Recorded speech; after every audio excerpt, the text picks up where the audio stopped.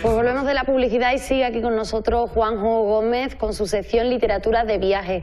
Hoy en concreto vamos a hablar de esos libros que nos ayudan a prepararnos para viajar, como son las guías de viaje, que tenemos aquí pues una pequeña representación de ellas. Juanjo, la historia de estas guías pues son todo un mundo, ¿no? Sí, es como tú dices, es un mundo, pero es un mundo interesante, apasionante y cambiante. Cambiante porque aunque el sector editorial de las guías de viajes es un negocio multimillonario, es la parte de las editoriales que más dinero mueve, es un gigante con pies de barro. La aparición de Internet, las nuevas comunidades de viajeros, los nuevos modelos de consumo de los turistas han infligido un daño realmente notable dentro de las guías impresas de viajes, hasta el punto de que muchas empresas, como veremos luego, se están replanteando incluso su viabilidad económica. Bueno, pues si te parece, para empezar, Juanjo, háblanos un poco de por qué, de cómo nacen estas guías. Cuéntanos un poco su historia. Sí, empezaremos hablando un poco de la historia, pero para hablar de la historia de las guías de viajes nos deberíamos remontar a los inicios de la humanidad. Las guías de viajes son algo inherente, algo intrínseco al ser humano. Las guías de viajes, de una manera u otra, con un soporte u otro, desde las tablillas cuneiformes sumerias hasta las aplicaciones en móvil, las guías de viajes siempre han existido y siempre van a existir. Bien es cierto que en la antigüedad clásica las guías de viajes eran muy distintas a las que conocemos hoy en día. Las guías de viajes de la antigüedad clásica se primaba especialmente la geografía, las descripciones geográficas, las descripciones de accidentes geográficos, tales como ríos, montañas, bosques, etc. ¿Por qué? Porque las razones que llevaban a estos escritores, llamémoslos así entre comillas, a escribir estas guías de viajes eran básicamente dos. Por una parte, razones económicas. El comercio, es evidente que si tú quieres comerciar con otro pueblo tienes que saber dónde ir y evidentemente cómo ir. Y por otra parte una razón económica, para invadir otras naciones. Hemos de decir que el turismo como tal no existía, entonces estas guías de viaje entre comillas eran narraciones eminentemente prácticas con muchos datos geográficos, etcétera. De hecho los ejemplos hay muchísimos ejemplos. Aquí vemos uno, por ejemplo, esto es una tablilla sumeria, una tablilla de escritura cuneiforme en la que se nos dice cómo viajar de Ur, una ciudad del imperio, a Nínive, otra de las ciudades del imperio sumerio. Ejemplos como estos tenemos muchísimo a lo largo de toda la antigüedad. Podemos nombrar también los papiros egipcios en los que se nos contaba cómo navegar de manera segura por el Nilo, cómo evitar los bancos de arena, las islas de arena que ven en el Nilo, etc. En definitiva, en la antigüedad clásica hay una profusión de narraciones de viajes que nos explican cómo llegar de un sitio a otro. De hecho, es tan importante en la antigüedad clásica este tipo de narraciones que los griegos y los romanos acuñarán términos para referirse a este tipo de narraciones prácticas de viaje. Itinerarium, periplos, periogesis, son términos griegos y latinos que nos hablan de este tipo de narraciones. ¿Por qué? Porque será precisamente un autor griego, un autor que nos sonará mucho, Heródoto de Halicarnaso, el considerado como padre de la historia, el creador de la primera guía de viaje, en términos amplios, entre comillas, si podemos decirlo así. Las historias de Heródoto de Halicarnaso no solo son un recuento de sucesos históricos, también nos describe detalladamente todos los lugares que visitó en Egipto, Asia Menor, Grecia, etc. Y es precisamente este modelo de viaje, este modelo de narración, el que va a perdurar a lo largo de muchos siglos, hasta el siglo XIX. De hecho, leyendo muchas narraciones de viaje de estos siglos, desde el siglo I hasta el siglo XIX, muchas veces se nos hace aburrida la lectura del texto porque encontramos multitud de referencias geográficas en distancias que ya no existen, o en monedas ya por supuesto difuntas, extintas, etc. En definitiva, se nos hace muy aburrida la narración por la cantidad de datos prácticos que hay. Pues bien, este tipo de narraciones, consideradas, como dije antes, entre comillas, guías de viaje, es lo que va a perdurar hasta el siglo XIX. Y en el siglo XIX ya nos encontraremos con una historia completamente distinta. Claro, porque en el siglo XIX se puede decir que nace el turismo tal y como lo conocemos hoy, y nacen pues de la mano también esas guías de viaje también orientadas a los turistas. Sí, efectivamente, en el siglo XIX se dan una serie de circunstancias. Por un lado, la revolución industrial con todos los avances en materia de transportes que se consiguieron, que permitían que los viajeros llegaran antes a su destino y llegaran de una manera más cómoda. Y por otra parte, la existencia, la creación de una incipiente burguesía, una incipiente clase urbana que demandaba el viaje como manera de ocio, pero no solo de ocio, también de conocimiento. Hemos de recordar que estamos en el siglo XIX, plena era romántica, y serán precisamente los viajeros ingleses los que, con los tours que hacían tanto en Italia como en Grecia, las grandes patrias clásicas, pongan también en funcionamiento este motor de la industria turística. Pero serán dos hombres en concreto. Una vez que tenemos la industria turística, se pone en marcha la industria editorial de guías turísticas. Pero serán dos hombres en concreto, como decía antes, los primeros editores de las guías de viaje propiamente modernas. Una guía tal y como hoy en día la conocemos. Una guía con información práctica de cómo llegar de un sitio a otro, pero también con información turística e histórica sobre los sitios a visitar. Estos dos editores, hay una tercera persona tremendamente importante, pero de la que hablaré al final por su importancia. Estos dos editores es uno alemán, Karl Baedeker, y otro inglés, John Murray III. Ambos pertenecen a grandes sagas editoriales. Por ejemplo, Baedeker publicó su primera guía, la guía Baedeker, en 1828. Esa guía era sobre Colonia. Aquí vemos un ejemplo sobre una guía Baedeker del Mediterráneo. Es curioso, y luego veremos con las guías Murray, cómo ambas guías tienen exactamente el mismo formato. Es un libro de bolsillo, en cuarto, y tapa dura en tela, pero de color rojizo.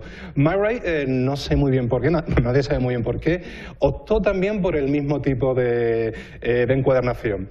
Y como decía, si Baedeker era la referencia germana, la referencia alemana en cuanto a la guía de viajes, en el mundo anglosajón tenemos a John Murray III. John Murray III, proveniente de una importantísima saga de editores británicos, publicó en 1836 su primer Murray's Handbook, que van a ser como manuales Murray para viajeros. El primer manual publicado fue de Italia. Como dije antes, la importancia de Italia y Grecia en los viajes románticos era fundamental. Y fue precisamente para esta editorial, para Murray, para quien escribió La mujer de la que vamos a hablar ahora. La mujer de la que vamos a hablar ahora tiene una importancia tremenda en la historia de la literatura de viajes y en la historia de la industria hotelera por muchas razones. Marianne Stark, como los Stark de Juego de Tronos, pero terminado en E, pues fue la primera autora moderna de guías de viaje. A ella le debemos la primera edición del Murray Handbook of Italy, y ella fue la que sentó las bases de cómo se debería escribir y cómo debería ser una guía de viajes moderna. Tuvo ideas geniales, entre ellas la de valorar a los establecimientos con unos símbolos de interrogación, que es sería la raíz, el precedente de las estrellas que actualmente tienen los hoteles. Hasta la fecha a nadie se le había ocurrido hacer eso, simplemente había hoteles y esos hoteles tienen un nombre, pero a nadie se le había ocurrido establecer unos criterios, unos rangos de calidad. Fue precisamente a Marianne Stark a la que se le ocurrió esa idea y muchísimas otras. Pues nosotros desde aquí, desde nuestro pequeño programa, pues sí nos gustaría rendirle un pequeño homenaje, o por lo menos recordar la figura de esta mujer, de su precocidad literaria a la hora de hacer una guía de viaje, y sobre todo el habernos dejado como legado las guías de viaje modernas. Pues tras este siglo XIX del que hemos estado hablando, llega el siglo XX, Juanjo, que curiosamente es cuando más guías de viaje se venden, pero también es cuando empieza el declive, ¿no?, de estas publicaciones. Sí, en el siglo XX tenemos las dos caras de la misma, siglo XX y principios del siglo XXI tenemos las dos caras de la misma moneda. El auge y la caída de la industria editorial de guías de viajes, si lo pudiéramos llamar así. Si en el año 2000 se vendieron 50 millones de guías de viaje y fue el récord absoluto de la industria editorial de viajes, conforme han ido pasando los años y hasta el día de hoy, el número de guías de viajes vendidas no ha hecho sino decrecer. Explicaremos las razones un poco más tarde, pero toda la historia de las guías de viaje en el siglo XX empieza justo cuando termina la Segunda Guerra Mundial. Termina la Segunda Guerra Mundial y Europa y los países occidentales viven el periodo de paz y prosperidad más largo que se conozca hasta la fecha. En ese clima de paz surge el turismo y, bueno, no solo surge, explosiona el movimiento turístico, pero ya como un fenómeno de masas, como un fenómeno, no como en el siglo XIX, que era un fenómeno ligado a la alta burguesía y a la gente rica. Ya a partir de los años 50 o 60, el turismo se convierte en un fenómeno de masa en el que cualquiera realmente puede viajar. Al amparo de esta paz, de esta prosperidad, surgen muchas editoriales. Podemos destacar, por ejemplo, en Estados Unidos, Frommer's y Fodor's, que a día de hoy siguen siendo grandes jugadores dentro de esta liga de editoriales. Pero será sobre todo a partir de los años 60 y 70 cuando surja una pléyade, una nueva hornada de editoriales que son editoriales que están ahora sufriendo, digamos, estos problemas. Editoriales que todos conocemos. Lonely Planet, Rough Guides, Brad Guides, Trotamundo, Gutach en Francia, o incluso las guías Michelin o su homónimo español Camsa Repsol, etcétera. Todas esas editoriales que nacen en los 60 o 60 prosperan una barbaridad con unas cifras de crecimiento anual en torno al 10-15% hasta que llega el año 2000. En el año 2000 se empieza una lenta pero inexorable caída. Como dijimos antes, no son solo los cambios en los hábitos de los turistas. Al turista le parece mucho más sencillo descargarse una aplicación en su móvil o hacer una investigación previa en internet y apuntárselo en un papel que quizás cargar con una guía impresa que puede pesar a lo mejor medio kilo. Pero no solo eso, no solo son los cambios en los hábitos de los turistas y la aparición de Internet, es también las brutales caídas en cuanto a ventas. Estas editoriales son realmente grandes, son editoriales que tienen en plantilla a cientos de escritores, cientos de administrativos, de viajeros, etcétera. Mantener eso no es fácil, es extremadamente oneroso. Y a día de hoy no lo pueden mantener, con las ganancias que tienen ellos como editoriales no lo pueden mantener. Es por eso que están intentando lanzarse a la conquista de otros mercados, como puede ser el mercado virtual. De hecho, y aunque luego hablaremos, en el próximo programa hablaremos editorial por editorial y guía por guía, iremos analizando todas las guías, sí diremos que una de las guías punteras en el mercado, y es una guía que conozco especialmente bien porque he trabajado con ellos, Lonely Planet. Lonely Planet hasta hace 2 años se llamaba Lonely Planet Publications. Publicaciones Lonely Planet.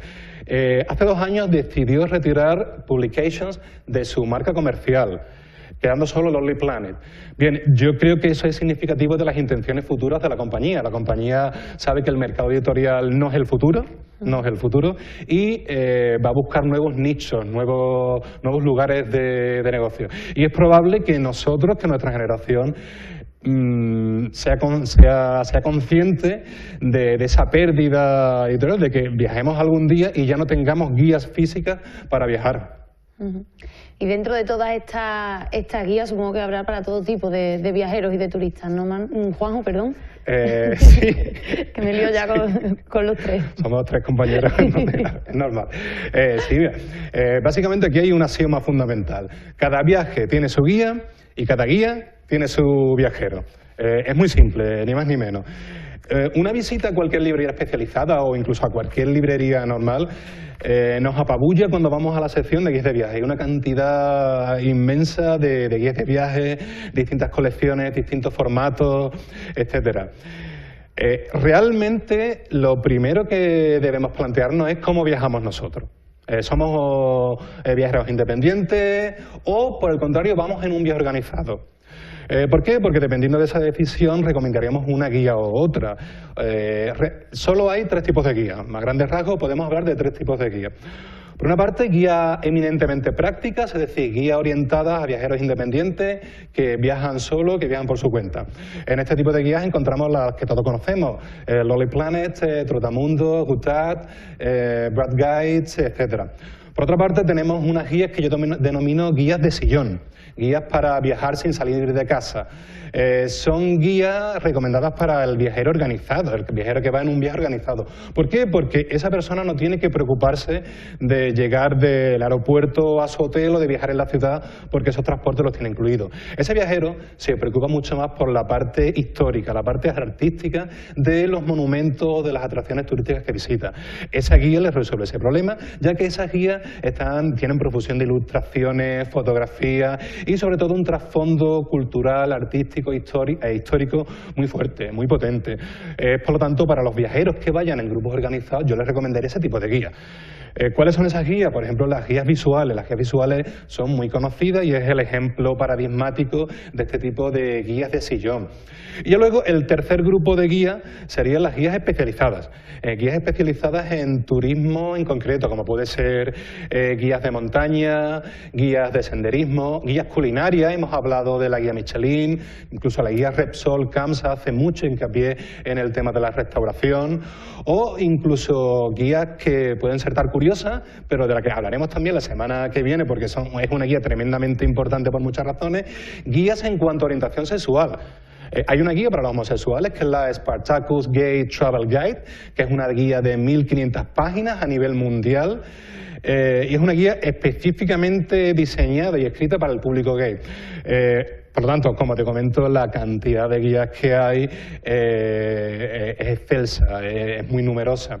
Pero a nuestros televidentes les haríamos dos recomendaciones a la hora de elegir una guía. La primera es la que dije antes. Si eres un viajero organizado, cógete una guía para viajes organizados, una guía visual. Si eres un viajero independiente, compra una guía que haga especial hincapié en el tema de transporte, costes económicos, direcciones de hoteles, etcétera. Y la segunda cuestión que tenemos que ver cuando compramos una guía, y es de suma importancia, es la fecha de publicación. En el mundo de las guías, una guía de viaje es un libro efímero, es un libro con una obsolescencia altísima, es un libro que dentro de 3 años no te vale, porque los hoteles cambian, las ciudades cambian, los bares abren y cierran, etcétera. Entonces, una de las recomendaciones fundamentales es comprar siempre la última edición de esa guía en concreto. Juan, pues muchísimas gracias por acompañarnos hoy, y aunque ya has adelantado un poco de lo que vamos a hablar el próximo día, yo creo que nos concretes un poquito más. Sí, vamos a ir hablando de los distintos tipos de guías de viaje que hay en el mercado. Cogeremos cada guía, la analizaremos y sobre todo contaremos la historia, porque son historias realmente interesantes, la historia de las editoriales de las guías de viaje.